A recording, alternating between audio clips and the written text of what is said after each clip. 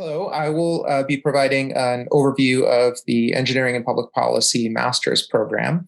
My name is Professor Jeremy Michalek. I am a professor in Engineering and Public Policy, and I'm also jointly appointed in the Department of Mechanical Engineering, and I have a courtesy appointment in the Department of Civil and Environmental Engineering. It's very common for faculty in Engineering and Public Policy to be jointly appointed with other departments because we bring expertise from technical domains into our questions about the systems and policy dimensions of those technologies. I'm also the chair of the EPP Master's Program Committee, and I'll tell you a little bit about that committee later and what we do later. So the main strength of engineering and public policy is in solving policy-relevant problems for which the technical details matter.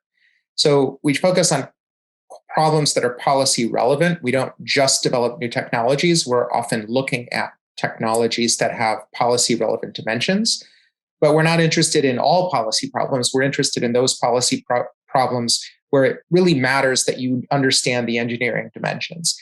So those are things related to climate and environment or energy systems, all kinds of what we're referring here as information and communication technology that would include everything from internet security and privacy to spectrum management, technology innovation policy, how should the innovation process be managed, or what kind of role is there for government, and then risk analysis and risk communication. So these are some of our major areas of study. Of course, there's lots of other topics that we look at as well. So I would say what makes Carnegie Mellon particularly unique is that we have a very multidisciplinary collaborative culture. I think that a lot of places do interdisciplinary work, and I just think that what's different at Carnegie Mellon is that working across disciplinary boundaries, I feel like it runs in our blood.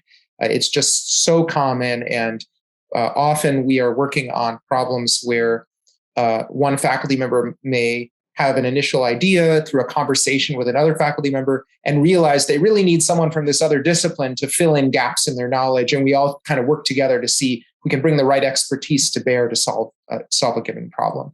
So that really is kind of modus operandi here. And I would say EPP is organized around important societal problems rather than specific disciplines or methods. So we certainly use specific methods and we leverage disciplinary knowledge, but our primary interest is in what kind of important societal problems need to be solved. And we may have to learn or bring to bear different methods depending on what problem we're looking at. I mentioned at the beginning that faculty in EPP frequently have joint appointments. So for example, I'm 50% appointed in EPP and 50% appointed in mechanical engineering. We have other faculty members who have appointments in the business school, the public policy school. There's a different school just for public policy. Our department is unique to the intersection of policy and engineering, and also with appointments in computer science. I've already mentioned that Carnegie Mellon's culture is highly collaborative and multidisciplinary. And our alumni network is across globally across universities, policy agencies, the businesses around the world. We're not as big as some other programs, but what's really unique is because we focus on this intersection of engineering and policy. If you're looking for that role in institutions or government, you're going to find some of our graduates there because we have that strength. That strength is quite unique, and so we end up showing up at those intersections. EPP is very interested in making impact beyond just academic work, so we do a lot of work to take our research beyond the labs. And so these are some photos of some of our faculty testifying for Congress or doing policy briefings or engaging the policy process in a variety of ways using results that have come out of some of the work that's done at Carnegie Mellon. There's a lot of ways that our faculty engage. It's very diverse. So we've engaged in a lot of advisory leadership. So these are panels that provide advice to agencies in the United States and beyond. Public service. So, for example, Lori Craner served as the chief technologist at the Federal Trade Commission, and John Peja has served as chief technologist of the Federal Communications Commission. So our faculty will sometimes leave the university for a year to take a role like this so that they're engaged and they're understanding the issues in implementing policy, and they can bring that back to the university as well. We do work on informing policy. So, for example, we submit public comments on proposed policies. I did one just a few weeks ago.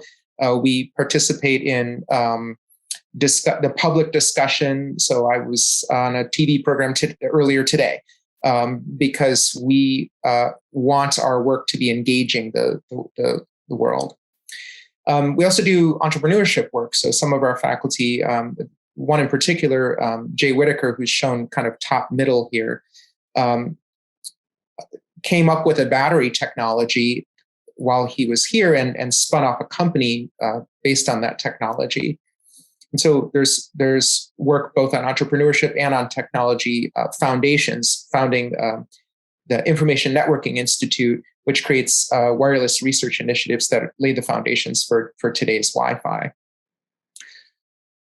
So I think the overriding theme is that we all want to do really good work, and we want that work to touch and make impact on the real world in a positive way. We want to inform the processes, and we have a long record of doing that. So the EPP community is a very active, intellectually diverse, and engaged community.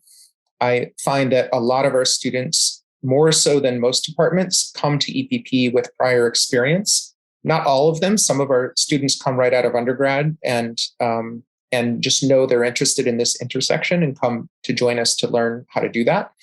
But a healthy portion of our students have some prior experience in government or industry, maybe did some consulting before joining, maybe they started a company or had some experience doing research, or even have a prior master's degree in a particular field and are looking to bridge that into this intersection of technology and policy. So that makes a really neat community to work with because people have this varying experiences, and our students tend to be interested in learning about things that they can then apply to the real world as well. In terms of where our graduates go, these statistics are for the graduate program overall, which is primarily from the PhD program. The reason is that our master's program has only started as kind of a standalone program with students who were in the program last year. So the students who are in the program currently are the second group of students who have been in the master's program. And we need a couple more years for those students to graduate and get jobs for us to have good statistics to show about the master's program specifically. But these statistics show about our program more broadly. And you can see that our graduates go into a range of different kinds of positions, including academic positions. This would be primarily for PhD students who would go on to become faculty at other universities. But a lot of our graduates go into industry positions, sometimes working in kind of the government interface part of an industry. So how should this industry think about regulation and engage the regulatory process, for example? A bunch of our students end up working in government or national labs or in non-governmental organizations. And many go on to think tanks or consulting and a variety of other types of jobs as well. I think for the master's program, it is organized as a professional master's program, and it is more oriented toward the industry, government, think tank, consulting kind of careers. However, some of our students, when getting after learning some of the material in the master's program, become interested in an academic career, or maybe even join knowing they're interested in an academic career. And so we have some students who do the master's program and then move on to a PhD program either here or elsewhere.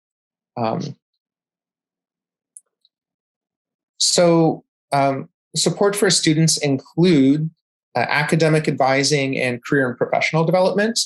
Neslie Osdoanler is the point person for academic advising. She does this role both for the EPP master's program and for another master's program that's focused on engineering technology innovation management. Neslie, would you like to say a couple words about academic advising? Sure. So I basically help students, make progress towards their degree requirements. I familiarize students with CMU systems and schedule of classes, and basically a lot of the things that the students will have questions on. And I also, I'm in the MS committee, and I would work with faculty to get different courses approved if needed. So kind of like the, advisor to help you through your program. Whether you finish in 2 semesters or 3 semesters, because our program can be finished in 2 semesters, but some of our students want to stay longer and, finish in 3 semesters. So we work together to make sure that you're getting what you need from your program. Thank you, Neslie. Mm-hmm. And yeah, I'll talk more about that 2-semester, 3-semester aspect in a moment. And then Jenny Hurst serves the role of providing career and professional development support, again, both for our master's program in engineering and public policy, and she also serves the engineering technology innovation management program as well. And she has a lot of experience helping students, particularly to get jobs in industry. And we are currently in a push to expand the support that we provide for students who are interested in getting jobs in government as well. We also have department events and activities like seminars, social events, networking, and alumni connections.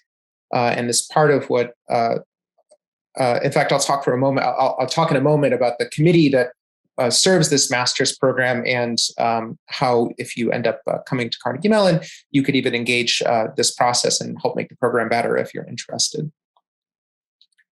And then the broader Carnegie Mellon campus offers a lot of student support as well that's available to students in the master's program. So I just want to mention that there is a committee of faculty, staff, and students who, and in fact, this is an incomplete list because I failed to update it for this time. There are more staff involved, including Neslie, who's on the call now, who talked a moment ago. And so I need to update this slide. In any case, this committee involves a group of faculties, staff, and students who talk about, in fact, I can advance to the next slide, we make decisions about the master's program curriculum. We consider student ideas, requests, and appeals. So and we have 3 student members on the committee right now, one of whom, Shu Chen, is here today. And she is a former master's student from the program. And then the other 2, Danae and Michio, are current master's students in the program. And so they will bring to the meetings if the master's students have an idea for something that would help the program or a concern. They'll bring these things in, and we try to proactively work to make the program as good as possible for our master's students. This is the committee that also manages applications and admissions decisions. So we'll be the ones reading your applications. And we manage the program website and do formal program assessments, and then coordinate general program needs and just look for ways to improve the student experience. So the program requirements are, this is a coursework-based master's degree. So there is an opportunity to do some research if you are interested, and I'll explain that in a moment. But the core of the degree is coursework. The 2 core courses that all master's students take are 701 and 702. 701 is called the Theory and Practice of Policy Analysis. It involves a lot of reading to try to get up to speed on how policy analysis is done. What are the issues what are the theories and issues and practical issues that you need to know about in order to understand how to think about analyzing different policies. And then in 702, you study a bunch of specific quantitative methods for policy analysis, such as cost-benefit analysis. If you're going to enact a particular policy, it may have some benefits and some costs. And if you can assess those, then you can make a determination as to whether, on balance, the policy is better for the population. And so we talk through methods to do that, how to deal with the fact that these things are uncertain and you never know them with complete precision. So how do you make decisions under those conditions? And we teach some tools for how to do that. The rest of the requirements are designed to be flexible so that individual students can take the courses that best fit their career goals. So 24 units of this is quantitative methods. And let me pause for a moment and explain the units. At Carnegie Mellon, we measure the classes in units. 1 unit means you would expect about 1 hour per week of work for a full semester, including time in class and time outside of class. So a 12-unit course means 12 hours a week working on that course through a semester. So we require 24 units of quantitative methods courses, and that's usually 2 12-unit courses. And those could be things learning about statistics, data analysis, mathematical optimization. I'm teaching a course next semester called Quantitative Entrepreneurship, where we teach how to use mathematical methods to help assess the economic viability of commercializing a new technology. So some of these can have applied dimensions even as they develop the underlying quantitative methods needed to assess those applied circumstances. And then we also require 24 units of social analysis methods. This is because we want the technology to be connected with these beyond the technology dimensions about behavior and such. So examples are microeconomics, energy policy, organizational behavior. These are courses that help you understand and analyze dimensions beyond the technology itself. And then finally, the last 24 units are electives, free electives. And these can be taken differently for different students. So for example, you may have some technical classes that you want to develop more knowledge in machine learning or in a particular dimension that's relevant, if you study the frequency spectrum, maybe there's a course on the frequency spectrum that you'd like to take. So you can customize the degree to the courses that you need. And this is where those students who are interested in research have the option to find a project with a faculty member and work on research for a portion up to 9 units of the degree.